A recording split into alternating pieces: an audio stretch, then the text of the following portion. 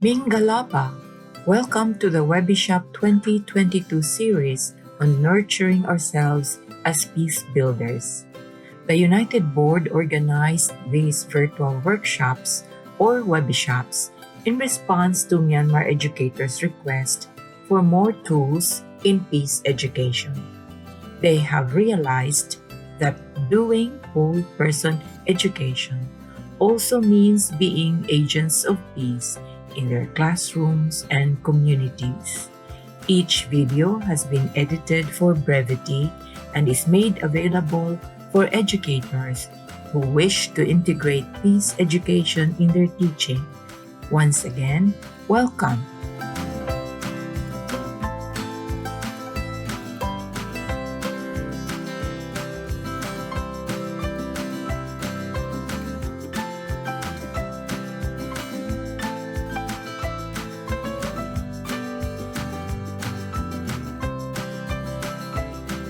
I was really excited when the team shared with me more about who you all are, because I think in this particular moment in Myanmar, educators are very critical people for helping us to understand what's happening, to help us frame the context and the narratives for people, but also for each of you to be nurtured and encouraged and to look after yourselves. So thank you so much for having me. And I want to add to the introduction that I'm also a grandma. And so now feel more passionate about peace than ever, because I want to leave some kind of peace legacy for my grandchildren in this world. And I think that all of us were a bit surprised last year when we saw this particular development happen on February 1.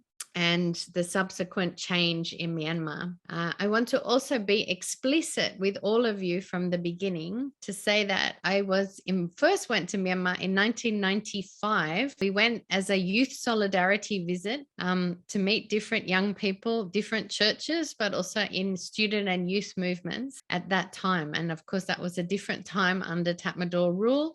General Thanshui was in charge then, and we traveled to different places, particularly to Karen State. Since then, I have visited Myanmar many, more than 100 times, and have worked with organizations like Nyain, the Shalom Foundation, with Karen Development Network, occasionally with MIT, with different ecumenical networks, but also in 2012 became part of the peace process that was led by Ong Min. And that means that I've worked with the Karen National Union, with the All Burma Students Democratic Front, with the KIA, the CNF, the KNPP, and many others. So my objective in Myanmar is always for us to find a pathway to just peace. And in the last 18 months, our organization has been very busy supporting people in the movement, but also in a lot of the trying to frame and understand what's going on, helping people to cross borders, helping people to find safety, and so on. And I was just sharing before we started that I've just been in Sweden and Norway visiting different people, but also in Maysot and Chiang Mai the last week, just trying to connect up with many different friends and so on. So I'm very happy to be connected with you all.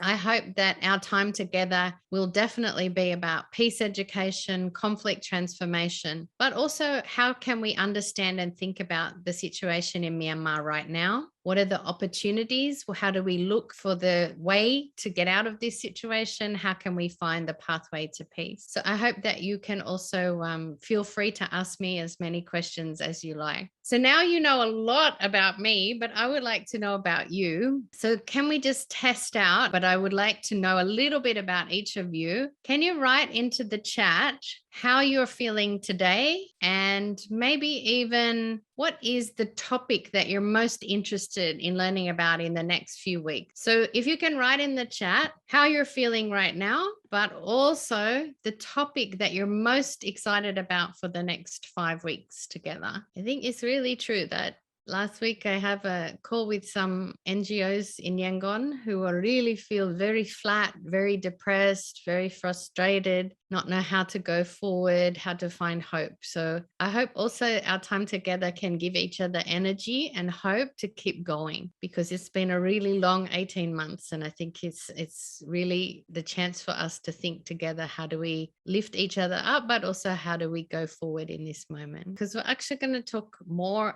about violence. And I know none of you want to spend more time dwelling on violence, but we can't really talk about conflict transformation and peace building unless we unpack what we understand by violence. And so, in fact, many places around the world are struggling at the moment. Sudan also had a coup last year. Ukraine, of course. We've seen the fall of Kabul in Afghanistan. But we also see in countries like the United States significant tension between different communities, both racial but also political. So actually, it's a global phenomenon that we live with peace, with conflict and violence every single day. But one of the challenges, I think, is that we don't speak a lot about what kind of violence we're dealing with. And so I want to ask you, each of you, into the chat, what is the violence? What is the violence that you have seen with your own eyes in your lifetime? Doesn't have to be recently. If it's recently, great, but if not, but what is the violence you've seen with your own eyes or you've experienced with your own body? And can you write that into the chat, please? Can be anything. I want to just see the kinds of violence that we in this group have already experienced in our lives. Might be inside family, might be more outside in society, but I would like to know, what is the violence that's happened to your body or that you've seen happening to somebody with your own eyes? Okay, so then when you see physical violence, when you are experiencing violence, what is the emotion that you feel? Can you put that into the chat? Or maybe somebody would like to share verbally, but what is the feeling that you have when you see that? I want you to focus on the emotion inside, right? Disgusted. What else? Right? Disappointed. How does it make you feel when you see that? Shocked. It is a feeling you get when you see physical violence or you experience physical violence. We've seen a lot of physical violence in the last 18 months in Myanmar. We've seen bombing, we've seen torture, we've seen arresting, we've seen killing on the street, we've seen disappearances. How does it make you feel? When you see physical violence, the intention of that violence is really to make you experience these feelings. It's meant to make you feel insecure. It's meant to make you afraid. It's meant to make you overwhelmed and confused. So actually, when we talk about the emotions of violence, what's happening inside us, and the actual violence, these two things are types of violence that are interacting with each other. The emotion of the violence, when we open today and I ask you how you feel, some of you say, yeah, excited to have this class, but many of you are really feeling deep down anxious, unsure. Where is this going? It's complicated. We need to find a way out. But also probably the deepest thing that many people are feeling right now is fear, and fear about the future, fear this can happen to them, fear about their families. And so the intention of physical violence is to create these emotions exactly. And so part of our challenge is to try and work out, how do we combat those emotions in the midst of this kind of situation? So thank you for all being honest about that. There were two answers that were very important here. One was they use their power wrongly. So using their power wrongly is not the physical violence, it's not the feeling of violence, but it's what's behind the violence, is the abuse of power. Hope also talked about economic poverty. Is economic poverty, sometimes you can't even see it. Sometimes you know it's there, you can't see it as violence, you can't feel it as violence, but it's also a kind of violence that's happening. And so that's one of the frameworks that I wanted to share with you to think about today, is there are in fact three types of violence. There's the physical violence, the one that you see, the one that you feel on your body. There's the emotional or cultural violence. That's the violence you feel inside you. That's the one that makes you feel heavy, the one that makes you feel afraid, that makes you feel overwhelmed. But then there's the systemic or structural structural violence, and I'm going to show you a picture of this in a minute, but systemic or structural violence is the violence we cannot see. It's the why physical violence happens. Structural violence, direct violence or physical violence, the violence that happens to our body, and cultural violence or emotional violence. These three types of violence are always interacting with each other. And so if you imagine, for example, that in the Myanmar constitution since 2008, the military the Tatmadaw was able to have 25% of the seats within the parliament. So 75% is elected by the people, but the other 25% is by the Tatmadaw. And so in some ways that doesn't look like violence, but in fact it's a kind of violence where they still control the decisions that are made, the policy that's made, the laws that are made. What we saw in February last year is a kind of manifestation of that, is Ming Online wanting to be president, Aung San Suu Kyi saying no, each of them using their positional power to try and outdo the other. So it's a kind of violence. It didn't look violent. They were meeting, they were talking, but actually it's a kind of control. And this kind of violence, structural violence, can make us feel afraid. We don't even have to see anything to feel this violence. We can just know that it's there. Ethnic people say when they're not allowed to learn in their own language or speak in their own language in Karen or Karenni or Chin or Kachin, that's a kind of structural violence. You start to be afraid not to use your own language. Economic violence, as Hope portrayed it, when the policies of the country or the society prevent people from going ahead. Basic wage. If people are not given a wage that they can live on, this is a kind of violence. And we don't usually say this is violent. We usually say these are systems and policies and politics, but that's not the real violence. But actually, this violence is the one that causes physical violence and causes us to feel afraid, to feel overwhelmed, and so on. So very often, what we can see is that the television, the media, focus their attention on direct violence, on physical violence. So when you turn on the TV anytime, you can see fighting in Afghanistan, bombing in Ukraine, in Myanmar TV at the moment. It depends which channel you watch. You can watch the bombing in Karen state. You can watch people being arrested. You can see people fighting the police. So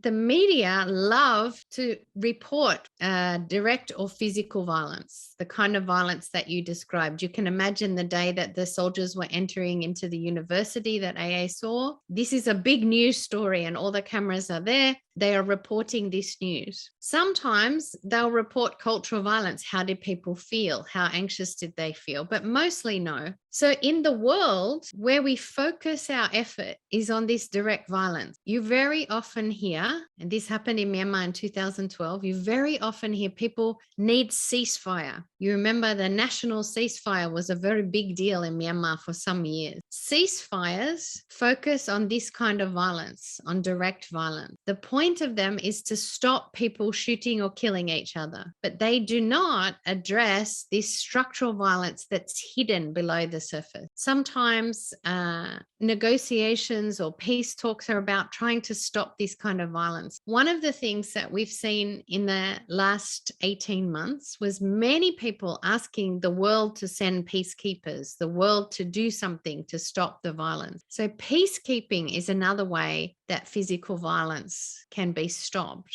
But the danger for people who work on peace, who work on peace education, like all of you, is if we only focus on this kind of violence, then actually we never solve the problem. And so what we're going to talk about over the next few weeks is conflict transformation doesn't focus on this kind of violence. We know that it's there. We know that it's an indicator of something deeper below the surface, but that this violence is the one that comes out of structural violence. It comes out of cultural violence. And so actually, if I was more clever, I would draw you a line here to say in this triangle, the top of the triangle is what we see with our eyes. But in the bottom of this triangle are the things that we know inside that are hidden but exist. So we know for the last how many years? 14 years that the military has been inside the political system of Myanmar. That is a structural violence, that people who carry guns, people who control the economy, people who have a very great power inside the society have been controlling democracy. That's a kind of structural violence. We know that people who work in jade mines, for example, in Pakant in the north, they are paid very little money, and many times people die in jade mines in the north of Myanmar. But the people who make money from jade mines, very rich people, very often military generals. And so this is a kind of structural violence, is that the poorest people are kept down and the powerful people who control the big structures become more and more and more powerful from the money they make, from the systems and laws they make, from the policies and so on. So what you're experiencing in Myanmar right now is very much this direct violence. But because we were not able to directly address the structural violence inside Myanmar's system for these last decades. And I think this is a very challenging thing to understand, is that the situation of Myanmar today is partly because Ming Online staged a coup, but it was always there under the surface all of these years. And this is why sometimes I feel a bit angry with some ambassadors and embassies, because they said that, why, how did this happen? Where does it come from? But Myanmar people know that some kind of violence has been under the surface economically, psychologically, emotionally, in the constitution, in the parliament, in the economic system for a long time. Cultural violence is the violence that we have that becomes part of our way of life. At the moment, your everyday culture is to feel overwhelmed, to feel fear, to feel tired, to feel confused. You don't speak as freely as you used to. You don't write. We are in a Zoom call together where it doesn't feel very safe to say things very honestly. So actually, this direct violence, this fear that they are creating is affecting us all. We are becoming very careful what we put on our Facebook. Even me, and I don't live in Myanmar, but sometimes we are very careful. What do we say on our Facebook? What do we say to our friends? Who are our friends? Can we trust people around us? Can we trust the people in this room? We have to be very, very careful. So actually, this physical violence is already making a culture of violence. I remember this for a long time in Myanmar was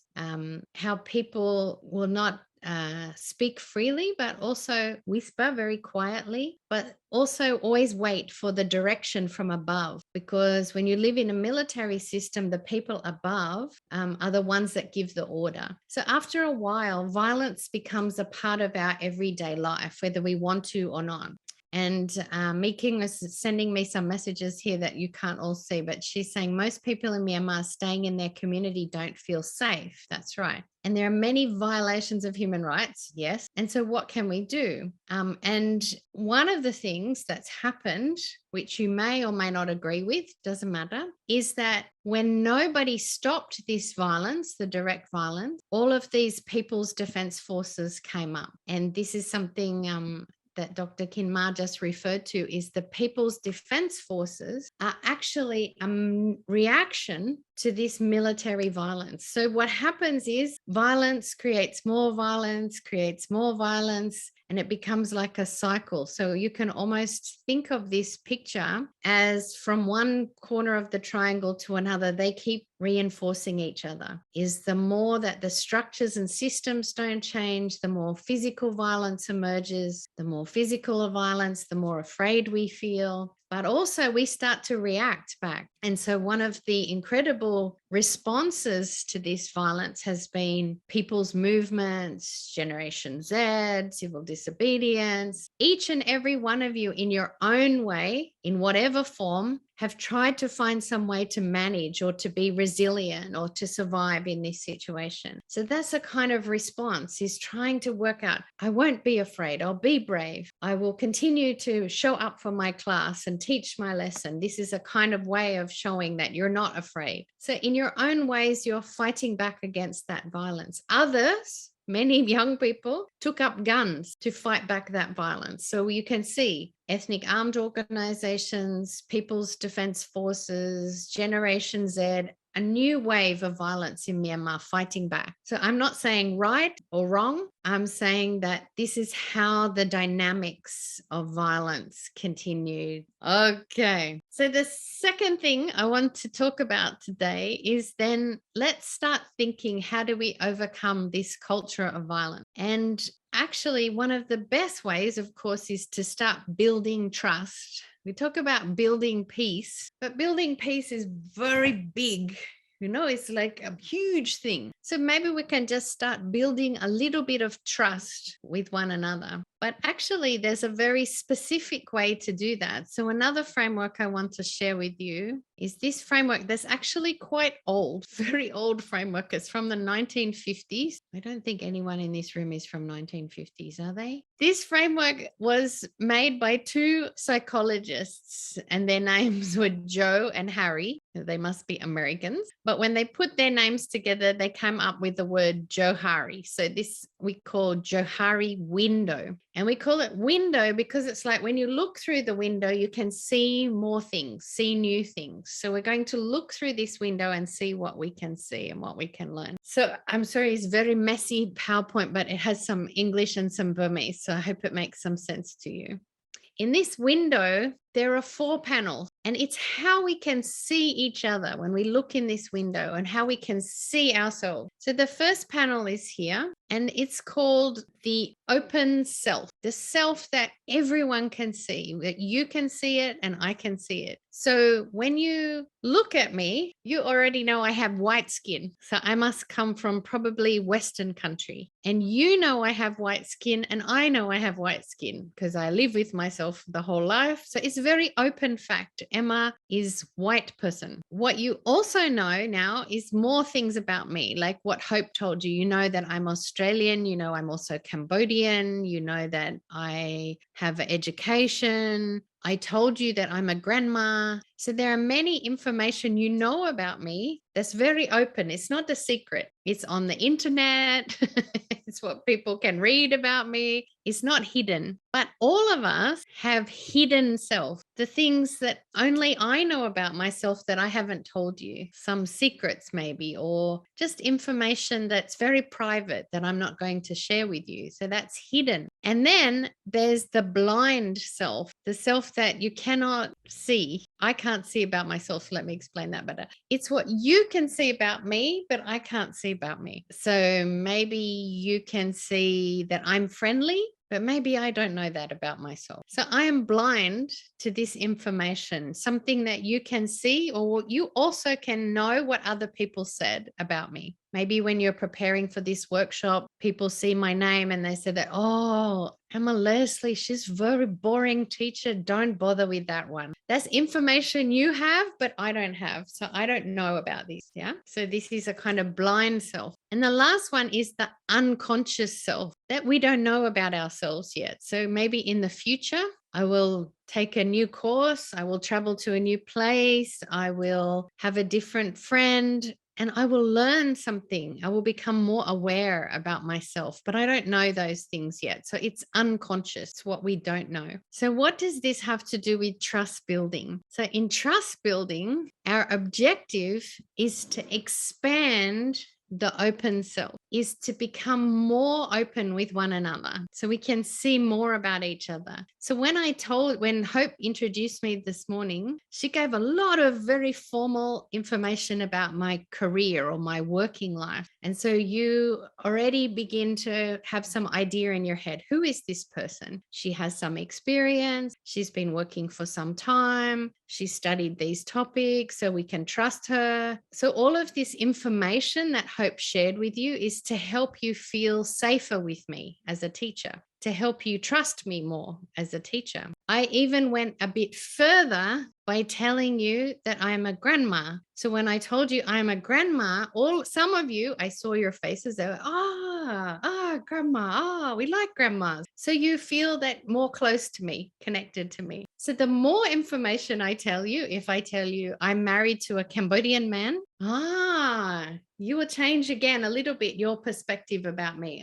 So she knows something about Asia, maybe. Maybe she knows how to eat rice, something like this. So your perception about me change more and more the more information I give you. I will also feel closer to you the more feedback you give me. So if you tell me today, Emma, you talk too fast, then, okay, I know I need to talk slower. Emma, we like it when you tell personal story. Okay, that's a good feedback. I know for next time, this is how you like it. Emma, we don't like it when people talk too much about our political situation. Okay, that's a very good feedback. So in trust building, when we want to come closer to each other, we have to try and overcome the fear, the culture of fear that we have around us. So we talked earlier that we are living in a culture of fear now, but we have to find ways to keep coming closer to each other to feel safe. And the way we can do that is to disclose. Disclose means to share information more openly, but also to give feedback to each other, is to say, this is how I see you. This is what I hear from you. This is what I know about you. This is what I appreciate about you. So it's very simple, actually. The graph looked very complicated, but what we're trying to do is to expand these boxes, expand the open self. And if you think in your marriage or with your children, you're very close. You trust each other a lot because you know a lot of information about each other. You know how each other feels. Maybe not, but very often. In families, we feel a lot of trust because we know each other. We live together. We know each other's ups and downs. We know each other's problems. When you have a very good friend, you feel a lot of trust with that friend because you shared a lot of information and they also told you, sometimes you talk too much. Sometimes you should be kinder. Sometimes trust building is when we share more information and we receive more feedback from each other. It helps us to come closer together. So even if you don't understand all the graph, that doesn't matter.